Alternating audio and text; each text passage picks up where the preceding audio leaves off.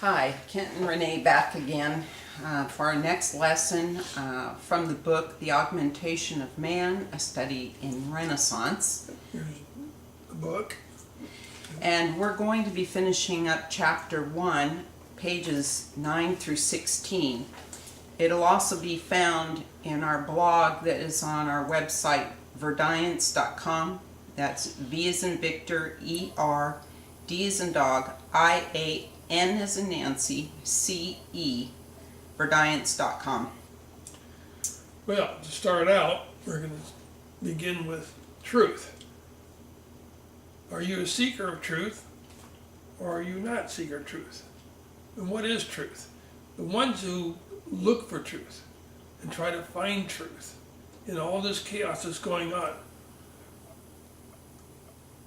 It's difficult to find truth if you are polarized. Polarized meaning either you're left or you're right of the middle. And in order to find truth, you have to become neutral. You have to become in the middle to look at all sides of what the truth may come up to be. Otherwise, you are skewed either left or right. When you are in search of truth and you begin to find truth, it becomes addictive. You want to know more truth. It becomes part of your life to listen to others and to learn truth. And this way you learn discernment from learning truth.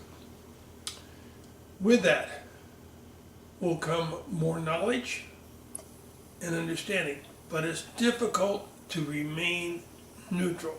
There's something you have to practice every day to remain neutral. You cannot just say, okay, I'm going to remain neutral and not look at either side. You have to practice it and understand it and go with it, and once you know it. And particularly in these times now where everything is becoming more and more polarized, and there is a reason for that. And so we're going to get into how to cut through some of that, what our real mission is. When we're looking for truth, we are trying to measure where we are at in our understanding with or in relationship to the universe of understanding, where our placement is in this field of knowledge.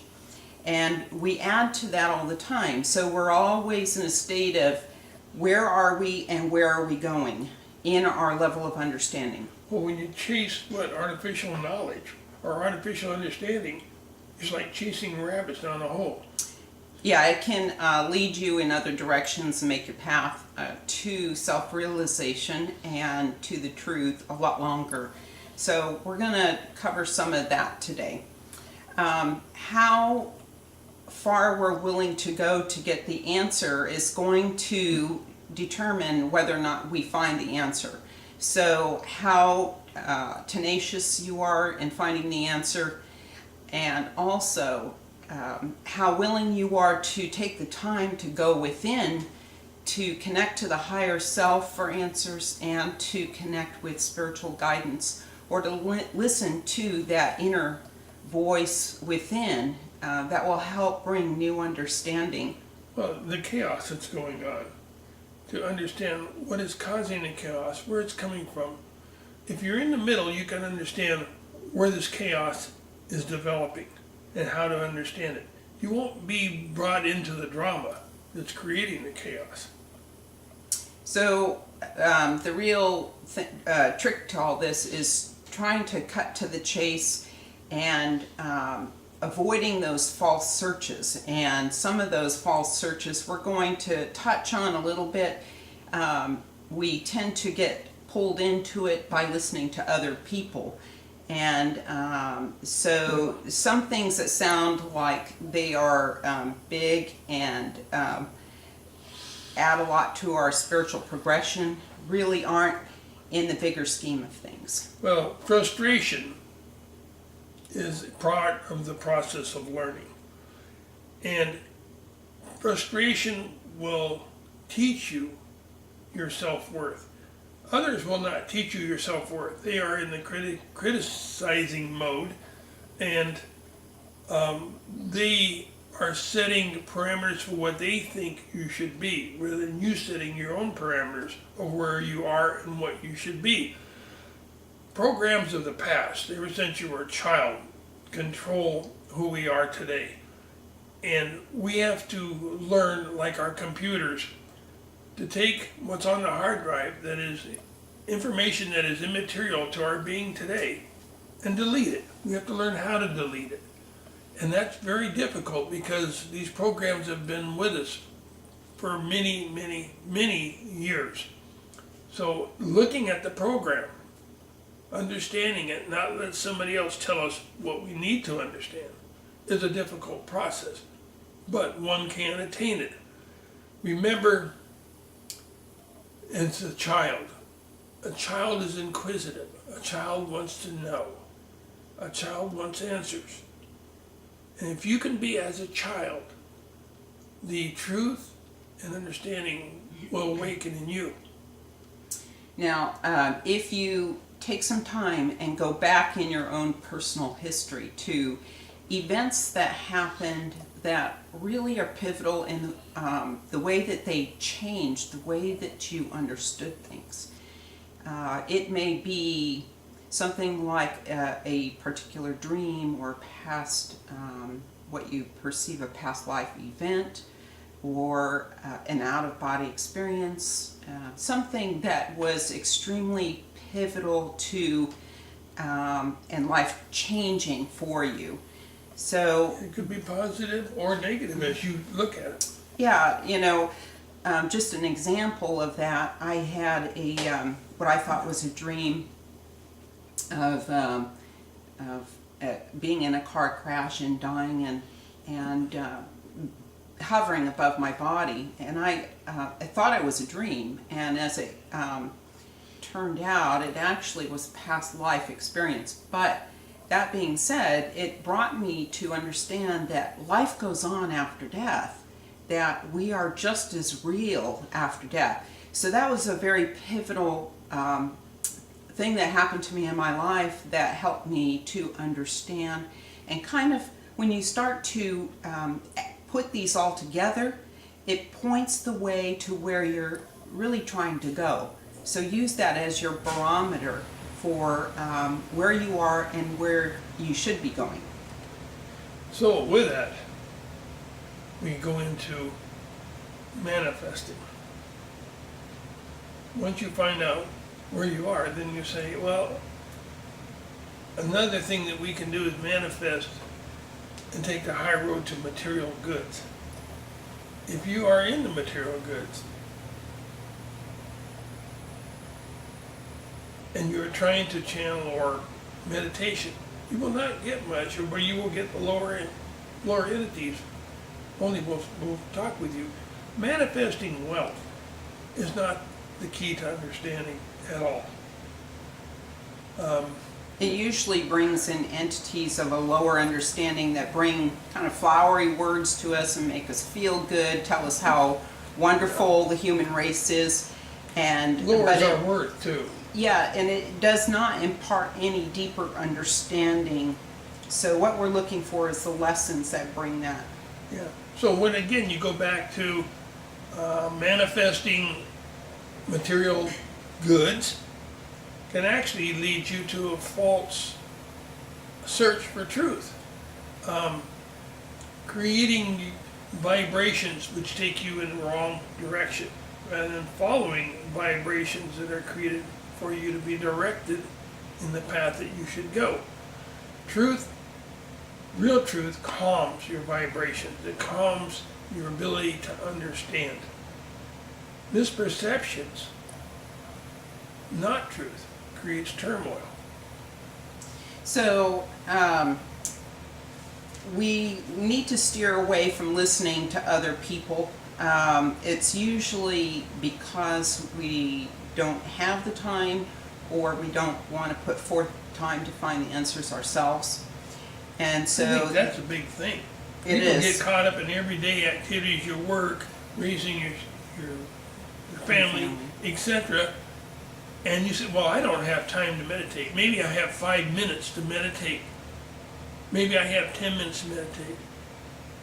But put aside time, whatever you can put aside, and you'll find that time that you put aside will actually become longer and longer as you are able to understand what's behind meditation. The problem is when we listen to other people, they may be imparting misperceptions, and then we incorporate that into our way of thinking.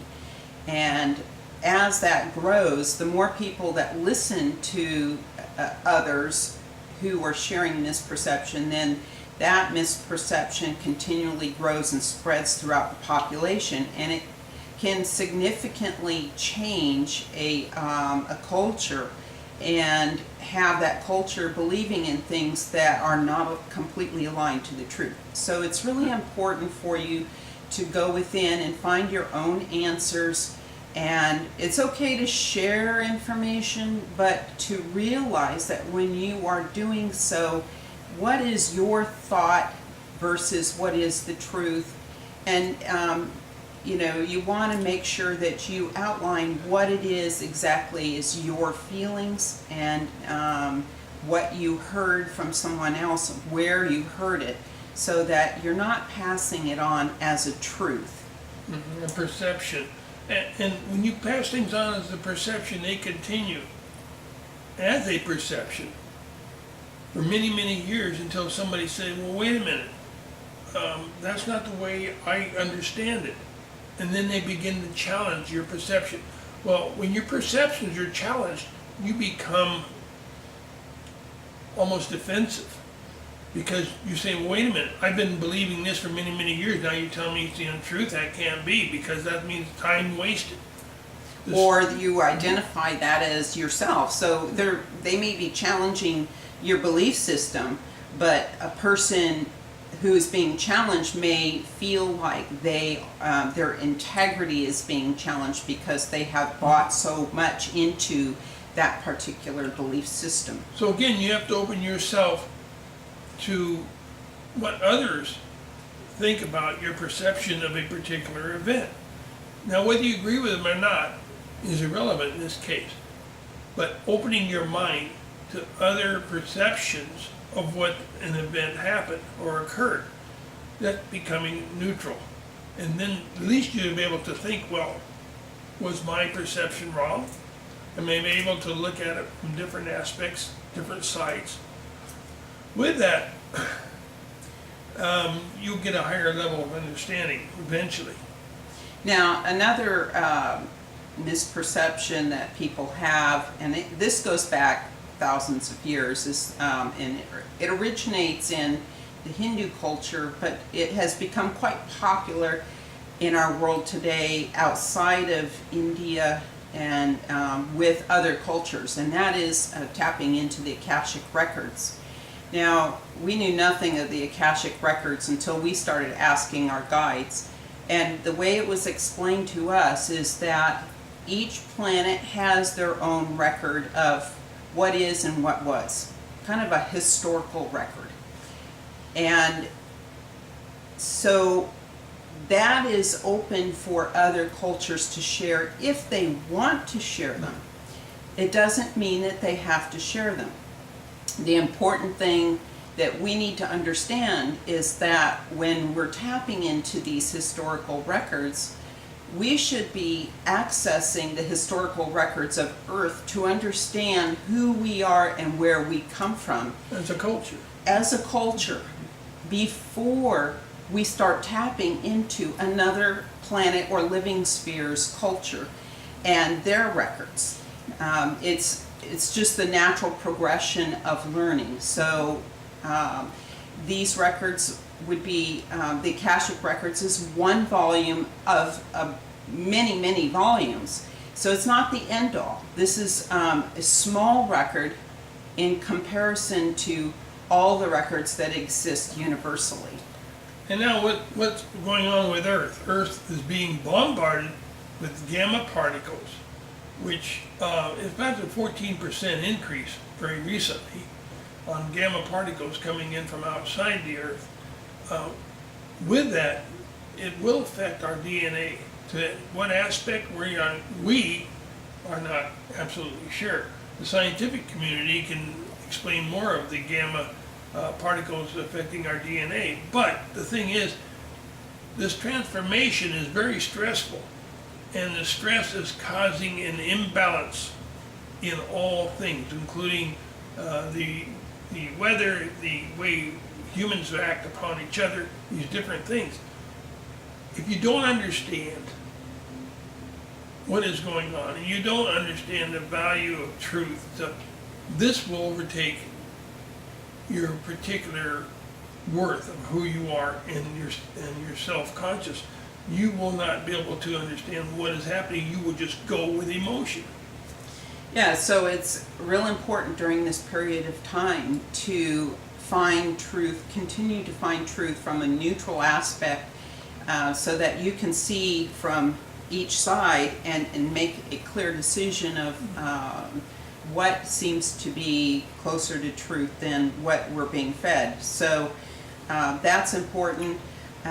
Also keeping an open mind and not being resistant, because the more resistance we put up to this transformation, the more inner turmoil that we create, and that inner turmoil can affect us negatively in our health. So when we try to bring ourselves back into balance through the use of meditation, exercise, healthy diet, those sort of things, then we can maintain our health as much as we can during these very stressful times. The final thing to remember is, through chaos brings organization. Unification will eventually come if you take the middle ground. You eventually begin to develop a higher understanding of what happened and why it happened. And a unity in consciousness will develop. But the thing here, it takes time and it takes effort by others to set the middle ground for this conscious thinking. Set the middle ground for all that you evaluate to create this new consciousness of unity. And there's going to be a lot more new information coming into the earth in the very near future. So it's important that those who are trying to stay on a conscious path and a spiritual evolution, that you keep that open mind and allow this new information to come in, but also to unite with others doing the same thing, because that is the ultimate goal. This chaos that is happening right now is designed, and it's in response to some very powerful energies that are coming into the earth, and it's not just one, it's a lot going on right now. So it's designed to polarize us, and there's a lot of other things going on that is trying to interfere with the transformation. Having that in mind, we need to come together in unity, because that is the ultimate goal of this, is to ultimately bring us back into a unified fashion. Again, look for truth. When you get truth, you'll begin to understand why events happen the way they happen. Remain neutral. And keep in mind that the survival of the human race and of this planet is completely dependent on this. Again, the Augmentation of Man, the study in Renaissance, has the answers that you can begin to understand as you read it. If you have to read it 3 or 4 times, that's fine, to understand what it says. The second book will be coming out in a few months, and it will let you know when it comes out and what aspects it will be in it, but it'll be a lot more learning sections, and all I say is It'll be interesting. it'll be interesting. We'll have some new topics. Okay, And then don't forget our website. It goes into more detail. We have a blog. We have chapter discussions to help you with that understanding of the difficult language in the book. Until Thank the next you. time. God bless. Peace Bye. be with you.